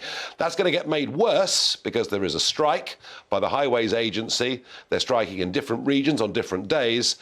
But it can also be rather dangerous because we have smart motorways now around the country, although I find that, I must say, perhaps one of the worst chosen names ever. I think they're moronic motorways, dangerous motorways. But if you haven't got staff monitoring and putting up warning signs, that could make it very much more dangerous. What I've been talking to you about all week, or teasing all week, is what the hell is going on with fuel prices? Why are they so high? How is diesel up to 30p more expensive a litre than unleaded? And why, indeed, certainly in South London, are some garages now beginning to run out of unleaded? Not that I want to cause a rush or a scare, but it's something I've noticed. Nobody else has reported it over the course of the last week.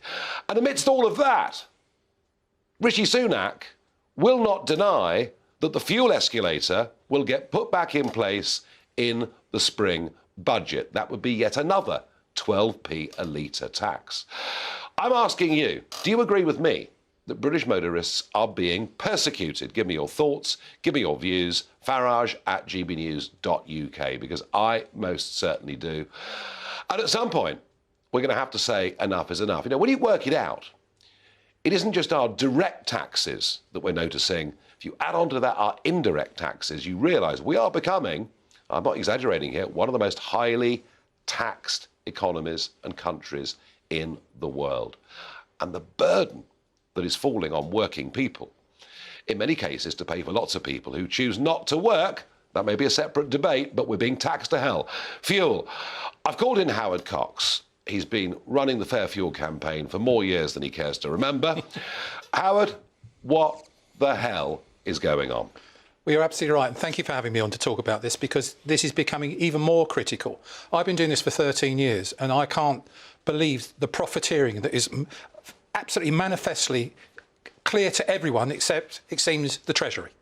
And one of the things we've got to look at the moment in time is somehow the government have got to get on top of this. And they're the only ones that can get on top of it, both in terms of fuel taxation and the thing called Pump Watch, which we want to introduce, which is what we want is a consumer price regulatory watchdog.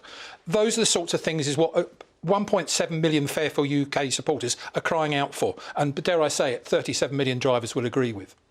Yeah, it's a large number, isn't it? So let's just go through some of the numbers in terms of profits per litre over the course of the last couple of years. OK, well, the first graph, if we can have that graph up now, fundamentally, in the last, since 2015, all the way to 2020, the profit per litre for petrol and diesel was round about 8 pence per litre. Yep. It is now a staggering 24 pence per litre. I think the graph, for those that are watching on television, the graph is pretty clear. For those listening on radio, yeah, it's basically you're saying that that the profit per litre has tripled. Yes, and the wavy line is actually the oil price in sterling. Yes. So we've taken out the exchange rate issue. Yes. And what you're seeing is in the last 3 years, which is lockdown time, don't forget, so they've taken advantage. Why, when oil prices rise, why should you increase your profits?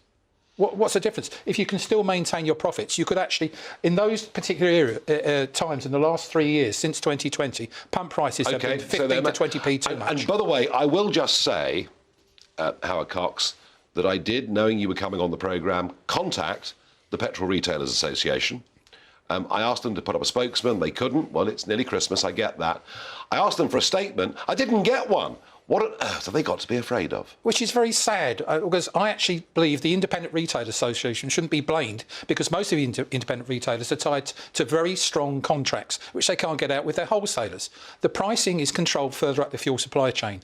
And the head of the Petrol Retailers Association knows that from what I've said it many times. He supports a cut in fuel duty. All we want is fair and transparent pump pricing. Yeah, I mean, fuel duty is one issue, but what we're now talking about here is profit per litre. And I understand that it's the supermarkets that are the real villains of the piece at the moment. Yes, that's changed again in the last couple of years for some reason or another, and it must be due to the cost of living crisis, because supermarkets are protecting their core business. Do you remember the days when, to encourage footfall, they used to say if you spend £50, you can have 5 to 10p a litre off using a voucher? Everyone loved it, and it wasn't a loss leader, because supermarkets don't tend to buy from wholesalers, they buy direct from the refinery. Of course. So they don't have a middleman because to actually pay. Because they're big enough. They're big enough to buy, and half of the fuel dispensed in this country goes through supermarkets. Is there a shortage of unleaded? Why am I seeing petrol stations in South London for 2 or 3 days this week without any unleaded? I don't think there is a shortage. I think there is a supply problem for certain wholesalers actually getting some supplies out to certain areas. I repeat what you said earlier. You don't need to have a run in it. You don't have to start queuing for petrol. But there is some issues of supply with certain wholesalers. Now let's get to the issue that really, really gets my goat as someone that drives a diesel car. Yes. Of course I drive diesel because Mr. Blair told me it was good for the environment, if we remember. Yes. I can't believe it. The differential is up to 30 pence. What the hell is going on? Well, if we got another graph, that second graph, which is the pricing differential, it'd be nice to see that come up. Fundamentally, again, we're looking at a situation where normally pump prices, and this is a graph to show the difference between petrol and diesel and how it's risen in the last 6 months. since June the 1st, this is. It used to be around about 4 to 5p more diesel. Yes, yes. We're the only country that does that because we still tax it the same as petrol. Other countries tax diesel less because they recognise it's the commercial heartbeat of any economy. Yes. That should be in terms of distribution and logistics. But you can see in the graph here, just see the incredible difference, which you've alluded to, 20, 30 pence difference now we're looking at. It's averaging about 23, 24 pence. The reason being is because there's more demand for diesel. And we import a lot of diesel, and unfortunately, speculators have got their mitts around making it, and they actually hold a lot of diesel offshore and bring it in when they need it, when it's profitable. Yeah, and there's a very powerful point for all of you here, and it's this. Much of UK refining has closed down, and it's closed down because our cost of energy is so high because of our commitment to net zero. And at least 20% of the diesel that goes into our cars and vans is refined in Russia. But actually, because of transshipping through Rotterdam, it could be as high as 40%. Yes. So we used to actually refine all of our own petrol and diesel. We're not doing it. That partially perhaps helps to explain it. It certainly does. And so even now, I looked at the graph before I came on the show today, that imports into Europe, 40% still comes from Russia for diesel. It is 40, isn't it? Yeah, it is 40%. Yeah, so we're conning ourselves if we think we're just 20. Absolutely. Yeah. And we mustn't forget also, most of the heavy oils is used in heating oils as well, and they're rocketing as well. And because there's demand for energy, it seems to be spuriously linked, this pricing, because energy prices are going up. Let's put diesel prices up. Yeah, well, I have to say, it really does make me very angry. Final thought. The Prime Minister, on a very rare outing this week, because he's generally in hiding, it seems to me, was asked a question about the fuel escalator. Explain. Well, we learned last year, in the autumn statement, Jeremy Hunt stood up, and it's the first time in my 13 years campaigning, fuel duty wasn't mentioned. There was no mention whatsoever. OK, fine. We thought, OK, they cut it by 5p. Rishi did back in March. Thank you very much. It didn't touch the sides because the oil prices rocketed at the time. But thank you, we got a 5p cut. Most other countries did 20p cut, but that's an aside. And then 2 hours after that autumn statement, the OBR stood up with a press conference to tell us there's a planned 23% increase in fuel duty, which is equivalent to around about 12 pence in fuel duty. Put VAT on it, it gets close to 15 pence. That's what he said. Now, at the liaison committee this week, he was interviewed. He was asked a direct question, are we going to keep fuel duty? We're not going to put that fuel duty rise up. He said, well, I would rather not comment. As you know, as a chancellor, I can't do that on fiscal matters. They're not denying it. And if that rise goes through, that is disastrous for particularly small businesses, you know, deliveries, etc., driving around. It actually puts inflation up when we're trying to reduce inflation and possibly cost jobs as well. Well, tomorrow, a CBR report which I commissioned will tell you exactly the problem. It will put CPI up by 2.6%. Wow. It's incredible. It'll reduce GDP by 1%. Wow. I mean, what chancellor on earth would actually encourage lost jobs, increased inflation and a cut in GDP? Explain, go figure. And yet, the building behind us, the Palace of Westminster, there seem to be very few members of Parliament even aware. I mean, I think most of them actually dress in lycra and ride bicycles, or many of them do, not all of them. But this disconnect, 37 million drivers, we are being persecuted. There's no question about that in my mind. There's no big political voice here, is there? No, there isn't. But tomorrow, in fact, it's actually gone out today. Jonathan Gullis, bless his cotton socks, Stoke-on-Trent North MP, has put together a letter to Jeremy Hunt asking, and he's got the support of some big names. He got about 30 signatures very quickly to calling on a pump watch body. We need to actually find out how pump pricing takes place. What is this magic formula that when oil goes up, when it comes down, what's going on? As you know, it goes up like a rocket, comes down like a feather. You've heard the adage many times. Fundamentally, he's put that letter in, and we need to get pump watching process, plus that cut in duty next year. Howard Cox, as ever, thank you. Well, sorry, folks, you're picking up the tab for this over the course of the next couple of days as you fill your cars up and travel off to see your relations. In a moment, and it's linked to this story really, in a moment, is Britain broken? Are we living in broken Britain? I've been saying for the last few weeks we are. The Times think I'm completely wrong. In a moment, Professor Matthew Goodwin gives us some exclusive polling on the subject.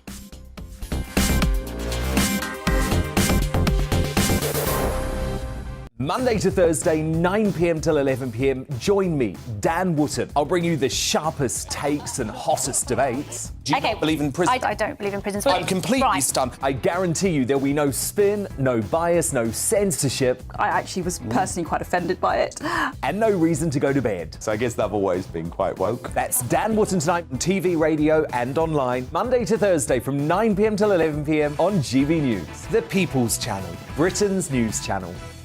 Every morning from 6 o'clock, we'll wake you up with GB News Breakfast with all the stories you didn't know from the night before. So whether it's serious news, entertainment, or your own views from all over our great nation, we're here to kick off your day with a smile. The national media should be reflecting and reporting what's happening here. You will notice the northwestern accents. Whether you're with us on TV, radio, or online, every morning, it's breakfast from 6 a.m. Hope you can join us. Join me every Sunday at 6 p.m. for Gloria Meets. In exclusive interviews, I'll be finding out who our politicians really are and what they really think. It's something that you would never want anyone to suffer. I didn't know what channels there were. I didn't think I'd be believed. I must have weighed about 7 stone and I'm 5'8". My instincts was to sort of cover this up. I mean, clearly that was a mistake. Join me every Sunday at 6 p.m. on GB News, the People's Channel, Britain's news channel. Hello there, it's Eamon Holmes here from Breakfast on GB News. We're not just on your television and your screens, you know. We're on DAB plus digital radio, so you can listen to your favourite shows on the move. If you've not yet listened to GB News Radio, it's very simple. We're on your radio player and TuneIn apps, on your smart speaker, phone or tablet, or online at gbnews.uk. Take us with you wherever you go. GB News Radio. You never have to miss a moment of the People's Channel. My name's Tom Harwood and join me 9:30 a.m. every weekday for The Briefing, your one-stop shop for everything you need to know about what's going on in politics today. I wonder if this is a deal that might need to be like the biscuits in this factory, twice baked. Is there not an opportunity here to win out against the extremes? Tom Harwood, GB News. What are you going to do about it? Things should have been done differently, and they certainly are being done differently. Don't miss it. The Briefing with me, Tom Harwood, 9:30 Monday to Friday on GB News. Hello, I'm Simon Evans. Join me on GB News for Headliners at 11 p.m, where I'll be joined by two of the country's top comedians as we take a look at tomorrow's newspapers tonight. If it's a big story, we'll be covering it, I guarantee, but we'll also have some fun along the way. That's GB News Headliners at 11 p.m. We won't put you to sleep, unlike some of the other paper review shows out there. So join us, 11 p.m, 7 nights a week.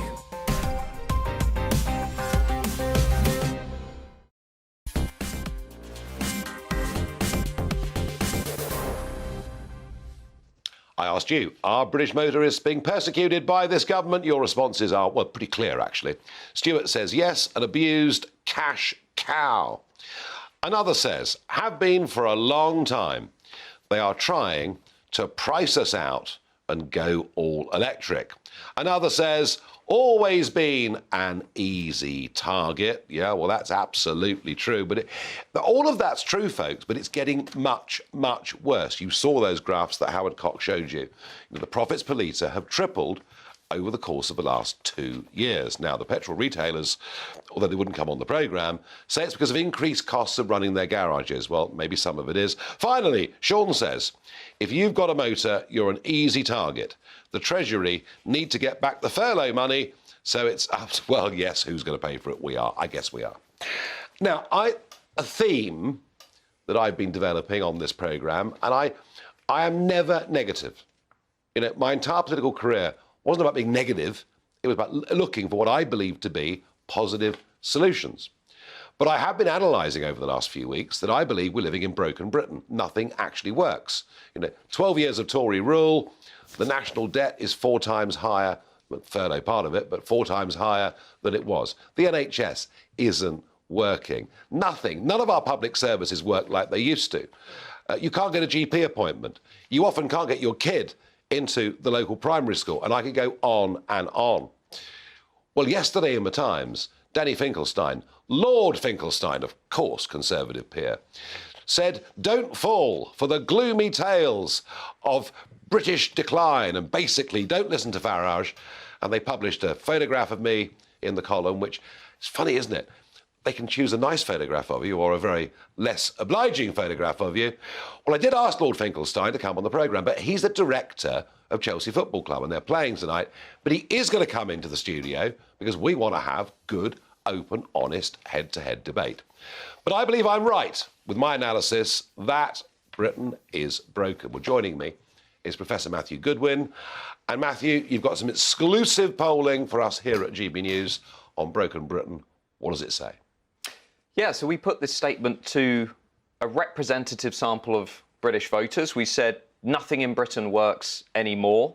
To what extent do you agree or disagree with this statement? 57% of the country, nearly 6 in 10 voters agree. They say nothing in Britain is really working anymore. Only 19% are disagreeing with that. It's actually a view that unites Leavers and Remainers. They're as likely as one another to say, you know what, nothing in Britain works anymore. And the reason I think this is important, I think it's really important, is because this, I think, is going to guarantee actually the Conservatives' defeat at the next election, because competency, the belief that the government is making the country better, really matters.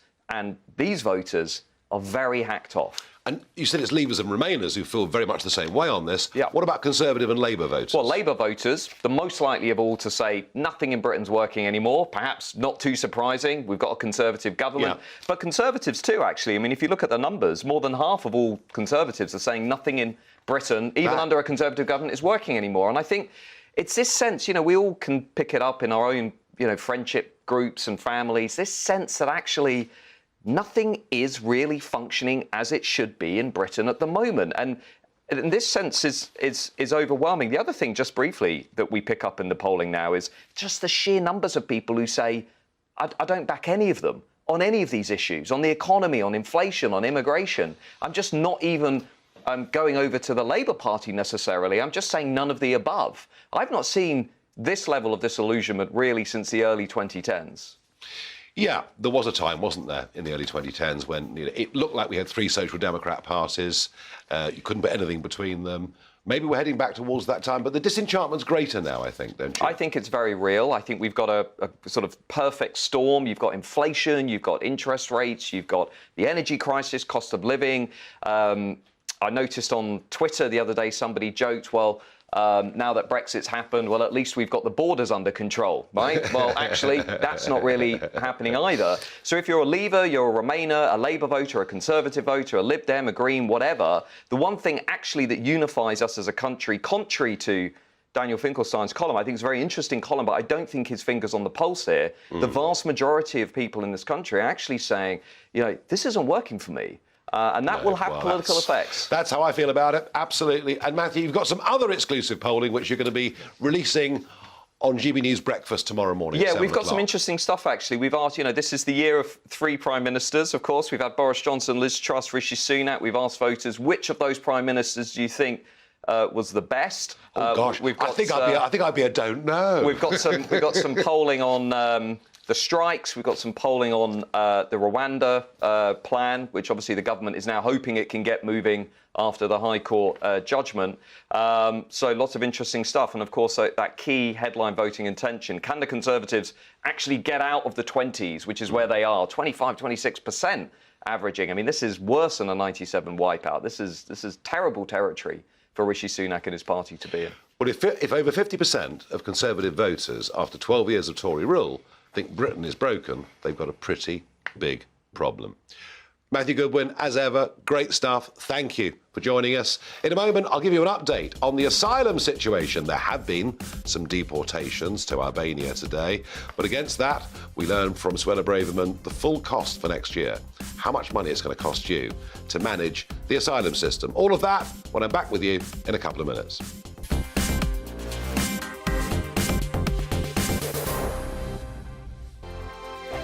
We are GB News, and we'd like to say thank you to each and every one of you for bringing us your conversations, for helping our great nation find its voice. We are here for you on radio, television, and online. across England, Scotland, Wales, and Northern Ireland. It's not the BBC, you actually get your facts right. We are proud to be GB News, the People's Channel, Britain's news channel. Hi there, it's Stephen and Anne. At breakfast from 6 a.m, you'll always be caught up with everything you need to know, the latest headlines, opinions and debates. We'll bring you the good news and the bad, but most of all, we're here for you. Remember, send in your views and let us know what you would like us to talk about. That's because we're your news channel. And every morning at 6 a.m, it's breakfast on GB News. Monday to Thursday on GB News, it's Bev Turner Today from 10 a.m. We're going to be here for you, our GB News family, to keep you up to date, but also make you smile. There's a guy who went from puberty to adultery. And I can't wait to bring a few of my own opinions. I have no time for cultural totalitarianism. We'll engage in passionate, but always polite debate, with your thoughts and opinions at the centre of it all. Only on GB News, the People's Channel, Britain's news channel. Join me, Nana Akue, Saturday and Sunday afternoons on GB News. Expect fiery debate and passionate discussion as me and my panel tackle some of the biggest topics hitting the headlines. It's a place for everyone's opinion. No one gets cancelled, but no one gets an easy ride. Oh, she's on it today! Be ready for conversations that are fierce, frank, and of course, fun. Every Saturday and Sunday afternoon from 4 p.m. on GB News, the People's Channel. Join my show Farage, 7 p.m. till 8 p.m. Monday through Thursday, and there you will get opinion, analysis, debate, and I'll cover stories that nobody else dares to touch. You've been cancelled. Join the club. Oh my goodness me. And then for the last 15 minutes, talking pints. We're over a drink. We have a civilised conversation with someone. We very often disagree, but we do it in a grown-up way. Come and join me on Farage. We are GB News, the People's Channel. And right across the United Kingdom. You can find us on Sky Channel 512, Virgin Media Channel 604, Freesat Channel 216. Freeview Channel 236, And YouView Channel 236. You can also take us with you on DAB Plus Radio. With the GB News app and at the website gbnews.uk. We're absolutely everywhere. Come join us on GB News, the People's Channel, Britain's news channel.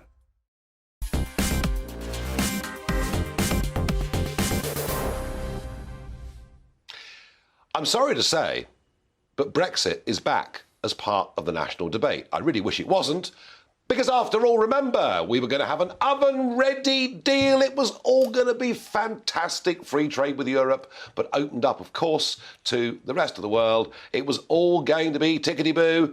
Just vote for Boris and it's all going to get sorted out and we're going to become competitive and so much is going to happen. Well, overnight, the British Chambers of Commerce have expressed their disappointment. They say that 77% of their members are feeling no benefit at all from Brexit whatsoever.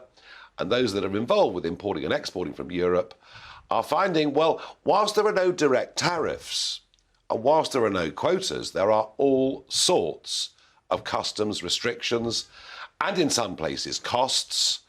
And that, should we say, the French behaviour towards trade is erratic, to say the very least. Well, of course it is. They want Brexit to fail. We knew that from day one. If Brexit seemed to be a success, other countries in Europe might want to do the same. The failing, in my view, is that the Conservative government have not put in place the reforms, the simplifications that could have benefited not just every small business in Britain, but actually our biggest insurance companies, investment houses, and many others. They've literally, in 3 years, with a majority of 80, done absolutely nothing. So there is a growing level of disenchantment with Brexit. Bear in mind, mind you, that the British Chambers of Commerce were so pro-Remain that when their Director General, John Longworth, suggested back in 2016 that maybe leaving was an option, he was sacked on the spot. But David Maddox, political editor of Daily Express Online, that was then, this is now. If I was asked by a Guardian pollster, am I disappointed with Brexit? I'm afraid I'm going to say yes. Is this issue back as a political issue? Where do you see this going? I think it is back as a political issue, and I think it's for two reasons. I think it's irrevocably tied to the coup, which happened a few weeks ago and installed Rishi Sunak. And, you know, I know Rishi supported Leave. I'm told he did. Yeah. I didn't see him. No, but I mean, I spoke to him at the time, Okay. and he delayed his career by supporting Leave. He didn't do much campaigning, maybe, but the people who've installed him are largely Remainers within the Conservative Party, and the people running the Treasury, the current Chancellor, is a Remainer. He claims to have been converted, but It's interesting, David. I mean, you know, when I use words like coup, you know, I'm accused of being, you know, wild-eyed conspiracy theorist and living on the fringes of society and all. But you, as you know, the political editor of the Express Online, you do believe it was a coup. I believe it was a coup, and I think they engineered it in a way, certainly in the aftermath of Liz Truss saying she would go, they engineered it in a way to ensure pretty much that Rishi Sunak would be the only candidate to get enough nominations. I mean, it was a ridiculously high threshold. And, you know, again, whatever his personal views are, the people who installed him are largely anti-Brexit. And I mean, you see, one of the measures here, David, and this is very relevant, I think, to what you've just said. One of the measures here that the British Chamber of Commerce are asking for, they're saying that our members would like to continue to use the EU's CE marking of product quality instead of switching it for the new UKCA. I mean, they're almost saying here that we just stay within the single market, we stay within single rules, within their rules, we lose any opportunity to establish competitive advantage. Is that where we're going? Well, I mean, this is part of a wider attempt to undermine the benefits of Brexit. I mean, on one hand, we've seen the Conservative Party, you rightly put it, the Conservative Party completely dropped the ball on this and totally missed out on the opportunities of Brexit, completely failed to rationalise and so forth. And on the other hand, we're seeing these drip of Remainiac groups, whether it's people from the Bank of England, whether it's the British Chambers of Commerce and others, all saying, oh, well, Brexit's a failure, usually quoting figures from which are a result of the pandemic and so forth. And chucking in small things. And isn't it interesting that, you know, the Jeremy Hunt thing just the other week on the Swiss model, which is essentially staying in the single market and taking instruction from Brussels. Yes, I mean, the Swiss relationship with the European Union has deteriorated. It has. Through EU bullying, they're being dragged closer. But there are Tories too. I mean, Conservative peer Gavin Barwell, who of course was there, very close in number 10 to Theresa May. We have to reduce the very damaging barriers to trade we have introduced with our nearest neighbours. So it is happening, absolutely. Well, Barwell, of course, was one of the reasons it took so long to get a proper Brexit deal that actually involved leaving the EU. Final quick thought, David, if I may. In 2019, when Boris Johnson went to the country with what was basically the Brexit Party line, did they really believe in it? I think a lot of them did. A lot of the MPs did. I actually think Boris Johnson did to a certain degree, maybe not as in a deep-seated way that you and I believe it, but I think he did believe in it. I think the pandemic and the whole going down a rabbit hole on that really derailed the whole process. And when they came out of it, it was kind of like trying to sort out Brexit had become an afterthought, as opposed to the kind of raison d'etre of his government, which is what it should have been. Stay with me. Quick migrant update. Quite important, all of this. Now, you know that we're being told constantly by left-wing pressure groups what a beastly, ghastly nation we are. Why don't we take in more people? Why don't we let everyone that crosses the Channel stay because they're all poor, desperate refugees? Well, last year, we gave refuge to over 100,000 people. Take Japan, for argument's sake. A modern, civilised country, a signatory, of course, to the UN Charter on Refugees. They took 100 last year. So don't let anyone tell you that we are somehow ghastly. We certainly are not. But Suella Braverman has told us that next year the cost of asylum is going to be £3.5 billion sterling. That's £3.5 billion sterling for putting people up in hotels, accommodation centres and processing. But I think they've cracked it on processing. Yes, I really do. You see, we got the figures for the last year this morning. Hard to believe that over 3/4 of those who've come into the country, often via illegal means, using traffickers, over 3/4 that have been processed have had their applications approved to stay. Compare that to just 25% in France. That's how they solve the backlog. They say you can all stay. Well, against that, there have been some deportations today. 42 people have been sent back to Albania.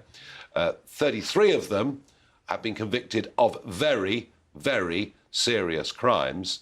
But when you think about the numbers of Albanians that have come in the last few months, it doesn't even make a dent on it. David Maddox, just giving a sort of quick sort of end-of-year roundup, really, on this.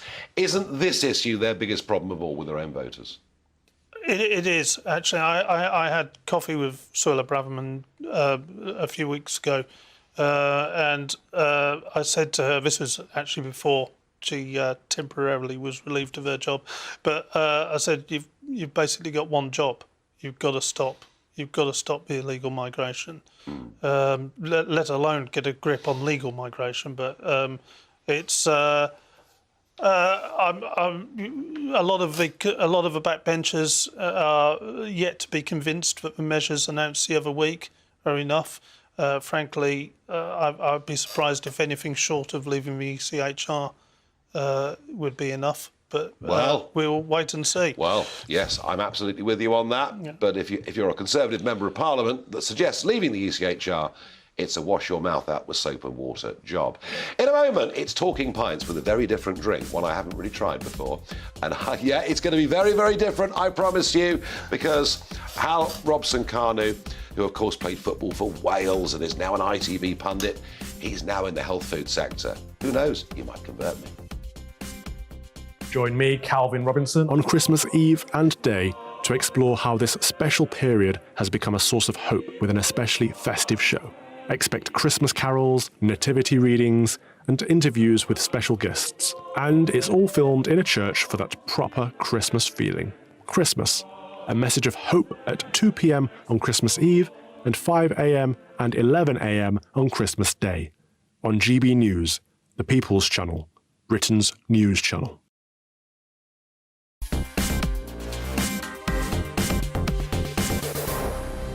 Monday to Thursday nights on GB News. At 6, it's Dubes & Co.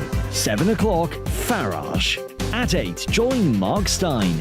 And at 9, Dan Wootton Tonight, followed by Headliners.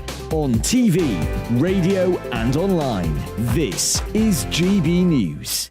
Here on GB News Live, we'll be keeping you in the picture, finding out what's happening across the country and finding out why it matters to you. We'll have the facts fast with our team of reporters and specialist correspondents. Wherever it's happening, we'll be there from 12 noon on TV, radio and online. GB News, the People's Channel, Britain's